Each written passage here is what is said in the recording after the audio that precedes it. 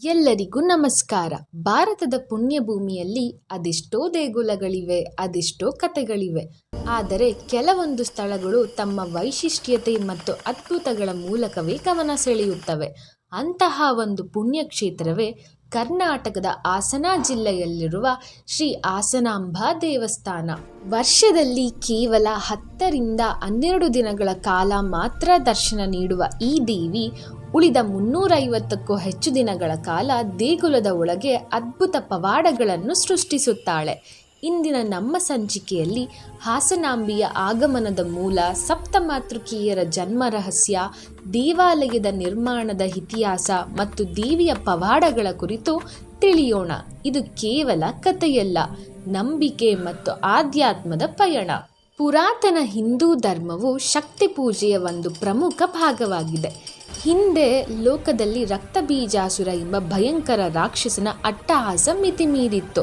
ಇವನು ಬ್ರಹ್ಮನಿಂದ ಪಡೆದ ವರದಿಂದ ಅತ್ಯಂತ ಬಲಿಷ್ಠನಾಗಿದ್ದ.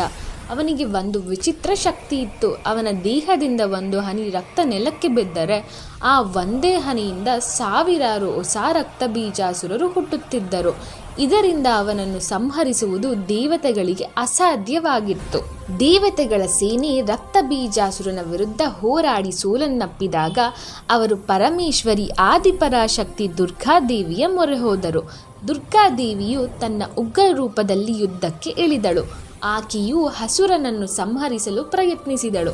ಆದರೆ ಪ್ರತಿ ಬಾರಿ ಅಸುರನ ರಕ್ತ ನೆಲಕ್ಕೆ ಬಿದ್ದಾಗಲೂ ಹೊಸ ರಾಕ್ಷಸರು ಹುಟ್ಟಿ ಯುದ್ಧ ಭೂಮಿ ತುಂಬಿ ಹೋಗುತ್ತಿತ್ತು.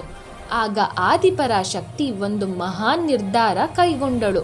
ಸಮಸ್ತ ದೇವತೆಗಳ ಶಕ್ತಿಯನ್ನು ತಾನೇ ಒಂದುಗೂಡಿಸಿ ತನ್ನ ಸ್ವರೂಪದಿಂದಲೇ ಪ್ರಬಲ ಸ್ತ್ರೀಶಕ್ತಿಗಳನ್ನು ಸೃಷ್ಟಿಸಲು ನಿರ್ಧರಿಸಿದಳು. ಹೀಗೆ ಪ್ರತಿ ದೇವತೆಗಳ ಶಕ್ತಿಯಿಂದ ಒಂದೊಂದು ದೇವಿ ಉದ್ಭವಿಸಿದಳು. ಬ್ರಾಹ್ಮಿಣಿ ಸೃಷ್ಟಿಕರ್ತ ಬ್ರಹ್ಮನ ಶಕ್ತಿಯಿಂದ ಹಂಸವಾಹಿನಿಯಾಗಿ, ವೈಷ್ಣವಿ ಪಾಲಕ ವಿಷ್ಣುವಿನ ಶಕ್ತಿಯಿಂದ ಗರುಡವಾಹಿನಿಯಾಗಿ, ಮಹೇಶ್ವರಿ ಸಂಹಾರಕ ಶಿವನ ಶಕ್ತಿಯಿಂದ ವೃಷಭವಾಹಿನಿಯಾಗಿ, ಕೌಮಾರಿ ಯುದ್ಧ ದೇವತೆ ಕಾರ್ತಿಕೇಯನ ಶಕ್ತಿಯಿಂದ ನವಿಲುವಾಹಿನಿಯಾಗಿ, ಇಂದ್ರಾಣಿ ದೇವತೆಗಳ ರಾಜ ಇಂದ್ರನ ಶಕ್ತಿಯಿಂದ ಐರಾವತ ವಾಹಿನಿಯಾಗಿ, ವಾರಾಹಿ ವಿಷ್ಣುವಿನ ವಾರಾಹ ಅವತಾರದ ಶಕ್ತಿಯಿಂದ ಹಂದಿಮುಖಿಯಾಗಿ, ಚಾಮುಂಡ ಸ್ವತಃ ದುರ್ಗಾದೇವಿಯ ದೇಹದಿಂದ ಉಗ್ರರೂಪಿಯಾಗಿ ಕಪಾಲ ಹಿಡಿದು. ಈ 7 ಜನ ಮಹಾಶಕ್ತಿಗಳೇ ಸಪ್ತಮಾತೃಕೆಯರು. ಅವರು ತಮ್ಮದೇ ಆದ ಆಯುಧ, ವಾಹನ ಮತ್ತು ಶಕ್ತಿಗಳಿಂದ ರಕ್ತಬೀಜಾಸುರನ ವಿರುದ್ಧ ಯುದ್ಧಕ್ಕೆ ಇಳಿದರು. ಚಾಮುಂಡಾದೇವಿಯು ಅಸುರನ ಪ್ರತಿ ಹನಿ ರಕ್ತ ನೆಲಕ್ಕೆ ಬೀಳುವ ಮೊದಲೇ ಕುಡಿದು ಬಿಡುತ್ತಿದ್ದಳು. ಹೀಗೆ ಹೊಸ ಅಸುರರ ಸೃಷ್ಟಿ ನಿಂತು ಹೋಗಿ ಸಪ್ತಮಾತೃಕೆಯರ ಭಯಂಕರ ದಾಳಿಯಿಂದ ರಕ್ತಬೀಜಾಸುರ ಸಂಪೂರ್ಣವಾಗಿ ಸಂಹಾರಗೊಂಡನು. ಲೋಕಕ್ಕೆ ಮತ್ತೆ ಶಾಂತಿ ಮರಳಿತು. ರಕ್ತಬೀಜಾಸುರನ ಸಂಹಾರದ ನಂತರ ಲೋಕಕ್ಕೆ ಶಾಂತಿ ಮತ್ತು ಸಮೃದ್ಧಿಯನ್ನು ಕರುಣಿಸುವ ಉದ್ದೇಶದಿಂದ ಈ ಸಪ್ತಮಾತೃಕೆಯರು ಭೂಲೋಕದಲ್ಲಿ ಸಂಚರಿಸಲು ನಿರ್ಧರಿಸಿದರು. ಅವರು ಭಾರತದ ವಿವಿಧ ಭಾಗಗಳಲ್ಲಿ ಸಂಚರಿಸುತ್ತಾ ಭಕ್ತರನ್ನು ಅನುಗ್ರಹಿಸುತ್ತಾ ದುಷ್ಟಶಕ್ತಿಗಳನ್ನು ನಾಶಪಡಿಸುತ್ತಾ ಬಂದರು. ತಮ್ಮ ಸಂಚಾರದ ಭಾಗವಾಗಿ ಅವರು ಕರ್ನಾಟಕದ ಈ ಸುಂದರವಾದ ಪ್ರದೇಶಕ್ಕೆ ಬಂದರು. ಇಲ್ಲಿನ ನೈಸರ್ಗಿಕ ಸೌಂದರ್ಯ, ಹಸಿರು ವನರಾಶಿ ಮತ್ತು ಶಾಂತ ಪರಿಸರದಿಂದ ಆಕರ್ಷಿತರಾದರು. ಆ 7 ದೇವಿಯರಲ್ಲಿ 3 ದೇವಿಯರು ಶ್ರೀ ಹಾಸನಾಂಬೆ, ಶ್ರೀ ಸಿದ್ದೇಶ್ವರ ಮತ್ತು ಶ್ರೀ ಕೆಂಚಾಂಬೆಯಾಗಿ ಈ ಪವಿತ್ರ ಸ್ಥಳದಲ್ಲಿ ಶಾಶ್ವತವಾಗಿ ನೆಲೆಸಲು ನಿರ್ಧರಿಸಿದರು. ಇವರಲ್ಲಿ ನಗೆ ಬೀರುವ ಅಂಬೆ ಎಂಬರ್ಥದಲ್ಲಿ ಹಾಸನಾಂಬೆ ಎಂಬ ಹೆಸರು ಬಂದ ದೇವಿಯು ಹಾಸನ ಪಟ್ಟಣದ ಹೃದಯ ಭಾಗದಲ್ಲಿ ಭಕ್ತರನ್ನು ಕರುಣಿಸುತ್ತಾ ನೆಲೆಸಿದಳು. ಈ ದೇವಿಯ ಹೆಸರಿನಿಂದಲೇ ಈ ನಗರಕ್ಕೆ ಹಾಸನ ಎಂಬ ಹೆಸರು ಬಂದಿದೆ ಎಂದು ಹೇಳಲಾಗುತ್ತದೆ. ದೇವಿಯ ಮೂಲ ಸ್ವರೂಪವು ಒಂದು ಮಣ್ಣಿನ ಹುತ್ತದ ರೂಪದಲ್ಲಿ ಇರುವುದು ವಿಶೇಷ. ಹಾಸನಾಂಬೆ ದೇವಾಲಯದ ನಿರ್ಮಾಣವು ಇತಿಹಾಸದ ಆಳದಲ್ಲಿ ಬೇರೂರಿದೆ.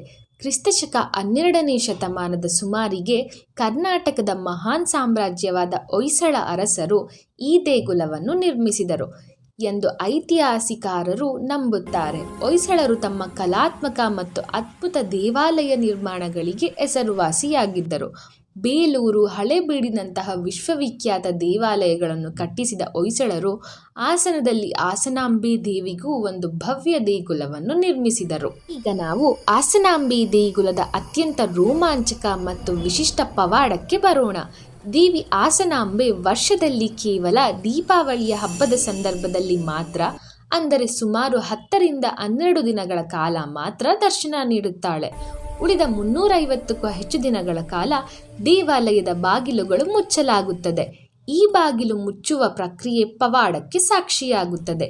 ದೇಗುಲದ ಬಾಗಿಲನ್ನು ಮುಚ್ಚುವಾಗ ಪ್ರಧಾನ ಅರ್ಚಕರು ದೇವಿಯ ಮುಂದೆ ಒಂದು ಮಣ್ಣಿನ ದೀಪದಲ್ಲಿ ಎಣ್ಣೆ ಹಾಕಿ ನಂದಾದೀಪವನ್ನು ಹಚ್ಚುತ್ತಾರೆ.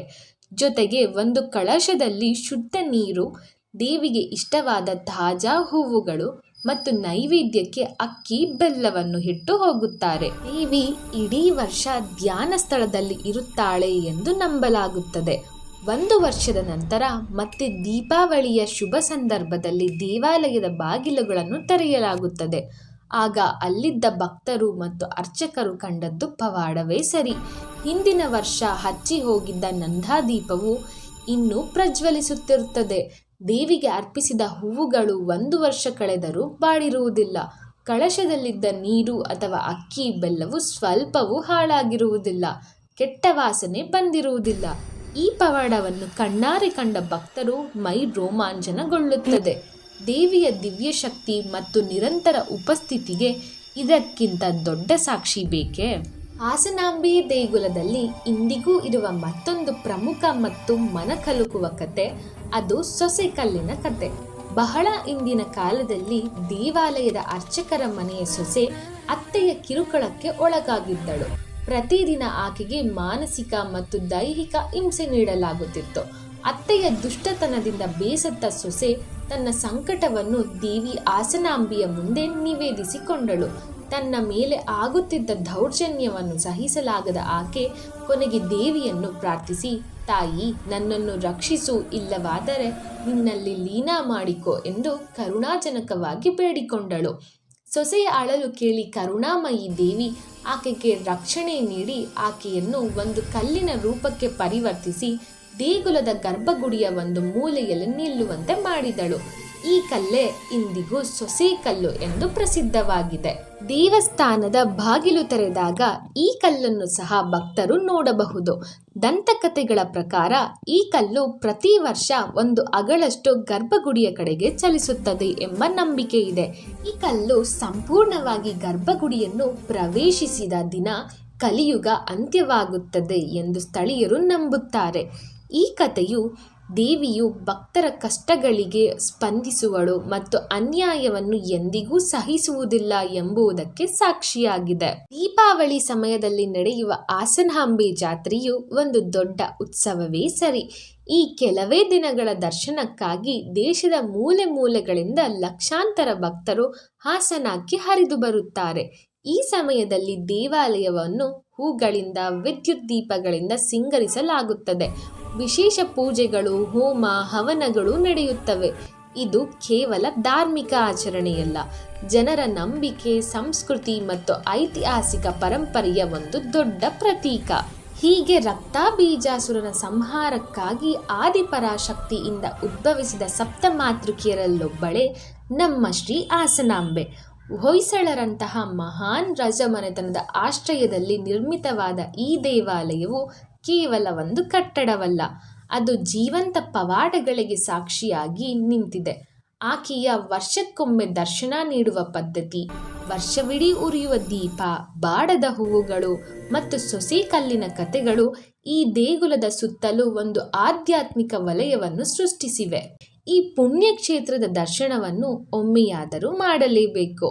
ಈ ವಿಡಿಯೋ ನಿಮಗೆ ಇಷ್ಟವಾದಲ್ಲಿ ಲೈಕ್ ಮಾಡಿ, ಶೇರ್ ಮಾಡಿ ಮತ್ತು ಸಬ್ಸ್ಕ್ರೈಬ್ ಮಾಡಲು ಮರೆಯದಿರಿ. ಮತ್ತೊಮ್ಮೆ ನಿಮ್ಮ ಮುಂದೆ ಬರುತ್ತೇವೆ. ಅಲ್ಲಿಯವರೆಗೆ ಜೈ ಹಾಸನಾಂಬೆ, ಸಕಲ ಸಿದ್ಧಿದಾಯಿ ಶ್ರೀ ಹಾಸನಾಂಬೆಗೆ ಜೈ.